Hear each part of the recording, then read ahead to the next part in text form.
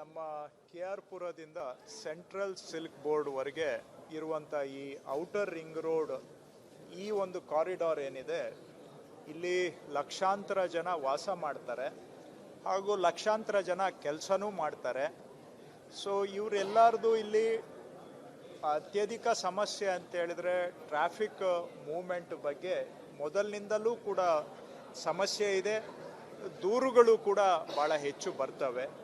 ಇಲ್ಲಿ ಜನ ವಾಸ ಮಾಡ್ತಾರೆ, ಕೆಲಸ ಮಾಡ್ತಾರೆ. ಅದರ ಜೊತೆಗೆ ನಮ್ಮ ಬೆಂಗಳೂರಿನ ಅನೇಕ ಪ್ರಮುಖ ಕಂಪನಿಗಳು ಕೂಡ ಇಲ್ಲಿ ಆಫೀಸುಗಳನ್ನು ಇಟ್ಕೊಂಡಿದ್ದಾರೆ. ಅವರೆಲ್ಲ ನಮ್ಮ ಬೆಂಗಳೂರಿಗೆ ಅವರು ಭಾಳ ಇಂಪಾರ್ಟೆಂಟ್ ಕಂಪನೀಸು, ನಮ್ಮ ರಾಜ್ಯಕ್ಕೆ ಇಂಪಾರ್ಟೆಂಟು, ದೇಶಕ್ಕೂ ಕೂಡ ಹೊರ ದೇಶದಿಂದ ವರಮಾನ ಫಾರಿನ್ ಎಕ್ಸ್ಚೇಂಜನ್ನು ಸಂಪಾದನೆ ಮಾಡುವಂತಹ IT ಸರ್ವಿಸಸ್ಸು ಉತ್ಪಾದನೆ ಆಗುವಂಥ ಕಾರಿಡಾರ್ ಇದು. ಹಾಗಾಗಿ ಇಲ್ಲಿ ವಾಸ ಮಾಡೋ ಜನ, ಇಲ್ಲಿ ಉದ್ಯೋಗ ಮಾಡುವ ಜನ ಮತ್ತು ಇಲ್ಲಿಂದ ಉತ್ಪಾದನೆ ಆಗುವಂಥದ್ದು ರಾಜ್ಯಕ್ಕೆ ದೇಶಕ್ಕೆ ಪ್ರಾಮುಖ್ಯತೆ ಇರೋದ್ರಿಂದ ಒಂದು ರೀತಿಯಲ್ಲಿ ಎಲ್ಲ ದೃಷ್ಟಿಯಿಂದನೂ, ಬರೀ ಕಂಪನಿಗಳಿದ್ದಾವೆ ಅಂತಲ್ಲ, ಇಲ್ಲಿ ಅಷ್ಟು ಜನ ವಾಸ ಮಾಡ್ತಾರೆ, ಅಷ್ಟು ಜನ ಕೆಲಸ ಮಾಡ್ತಾರೆ, ಜನಗಳ ದೃಷ್ಟಿಯಿಂದನೂ ಕೂಡ ಇದು ಒಂದು ಪ್ರಮುಖವಾದಂಥ ಕಾರಿಡಾರು. ಇಲ್ಲಿ ಟ್ರಾಫಿಕ್ ಸಮಸ್ಯೆಗೆ ಏನಾದರೂ ಸ್ವಲ್ಪ ಸುಧಾರಣೆ ಮಾಡಬೇಕು ಅಂತೇಳಿ ಮಾನ್ಯ ಮುಖ್ಯಮಂತ್ರಿಗಳು ಹಾಗೂ ನಮ್ಮ ಸರ್ಕಾರ ಈ ಔಟರ್ ರಿಂಗ್ ರೋಡ್ ಈ ಭಾಗ ಏನಿದೆ KR ಪುರದಿಂದ ಸೆಂಟ್ರಲ್ ಸಿಲ್ಕ್ ಬೋರ್ಡು, ಇದನ್ನು ಸುಧಾರಣಾ ಕ್ರಮವನ್ನು ಕೈಗೆತ್ತಿಕೊಳ್ಬೇಕು ಅಂತೇಳಿ ಇದಕ್ಕೆ 450 ಕೋಟಿವರೆಗೂ ಅನುದಾನವನ್ನು ಕೊಟ್ಟು ಈ ರೋಡನ್ನು ಸ್ವಲ್ಪ ರೀಡಿಸೈನ್ ಮಾಡಿ ಟ್ರಾಫಿಕ್ ಮೂವ್ಮೆಂಟು ಹೆಲ್ಪ್ ಆಗೋ ಥರ ರೀಡೆವಲಪ್ ಮಾಡಬೇಕು ಅಂತ ನಾವು ತೀರ್ಮಾನ ಮಾಡಿದ್ದೇವೆ. ಇದಕ್ಕೆ ನಮ್ಮ ಅಧಿಕಾರಿಗಳು, ಅವರು ಇಂಜಿನಿಯರ್ಗಳು ಎಲ್ಲ ಸೇರಿ ಒಂದು ಡಿಸೈನನ್ನು ಕೂಡ ಮಾಡಿದ್ದಾರೆ, ರೀಡೆವಲಪ್ಮೆಂಟ್ಗೆ ಪ್ಲ್ಯಾನನ್ನು ಮಾಡಿದ್ದಾರೆ.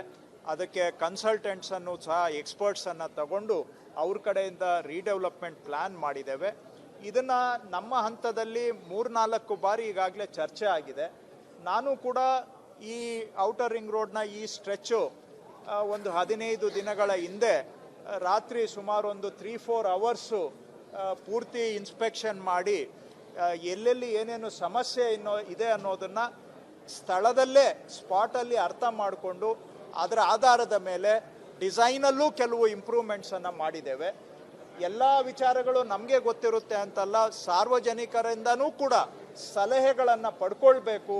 ಯಾಕೆಂದರೆ ಕೆಲವು ಒಳ್ಳೆಯ ಸಲಹೆ ಸಾರ್ವಜನಿಕರಿಂದನೂ ಬರಬಹುದು, ನಮಗೆ ಎಲ್ಲ ಗೊತ್ತಿರುತ್ತೆ ಅಂತ ಹೇಳಲಿಕ್ಕೂ ಆಗೋದಿಲ್ಲ. ಎಲ್ಲ ಕಾರಣಗಳಿಂದ ಇವತ್ತು ಈ ಭಾಗದಲ್ಲಿ ವಾಸ ಮಾಡ್ತಕ್ಕಂತಹ ಸಾರ್ವಜನಿಕರ ಸಲಹೆಗಳನ್ನು ತೆಗೆದುಕೊಳ್ತಕ್ಕಂಥ ಒಂದು ವಿಮರ್ಶೆ, ಸಲಹಾ ಸಭೆ, ಕನ್ಸಲ್ಟೇಷನ್ ಮೀಟಿಂಗನ್ನು ಇವತ್ತು ಇಲ್ಲಿ ಮಾಡಿದ್ದೇವೆ.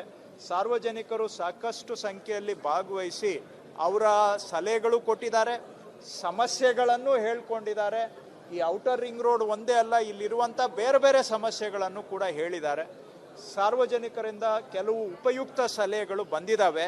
ಇದನ್ನು ಮತ್ತೆ ನಮ್ಮ ಇಂಜಿನಿಯರ್ಸು ಅಧಿಕಾರಿಗಳ ಜೊತೆಗೆ ಕೂತ್ಕೊಂಡು ಅವರೂ ಕೊಟ್ಟಿರೋ ಕೆಲವು ಸಲಹೆಗಳನ್ನು ಕೂಡ ತಗೊಂಡು ಮತ್ತಷ್ಟು ಈ ರೀಡಿಸೈನು, ರೀಡೆವಲಪ್ಮೆಂಟ್ ಪ್ಲ್ಯಾನನ್ನು ಇನ್ನಷ್ಟು ಸುಧಾರಣೆ ಮಾಡಿ ಆದಷ್ಟು ಶೀಘ್ರವಾಗಿ ಇದನ್ನು ಕಾರ್ಯಾರಂಭ ಮಾಡಿಸ್ಬೇಕು ಅನ್ನುವಂಥದ್ದು ನಮ್ಮ ಉದ್ದೇಶ.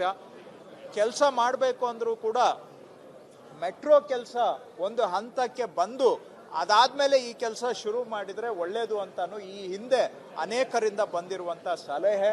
ಮೆಟ್ರೋನು ಕೂಡ ಅಕ್ಟೋಬರ್ ತಿಂಗಳಷ್ಟೊತ್ತಿಗೆ ಒಂದು ಸ್ವಲ್ಪ ಗ್ರೌಂಡ್ ಕ್ಲಿಯರೆನ್ಸು ಆಗುವಂಥ ಸಾಧ್ಯತೆಗಳು ಇದ್ದಾವೆ.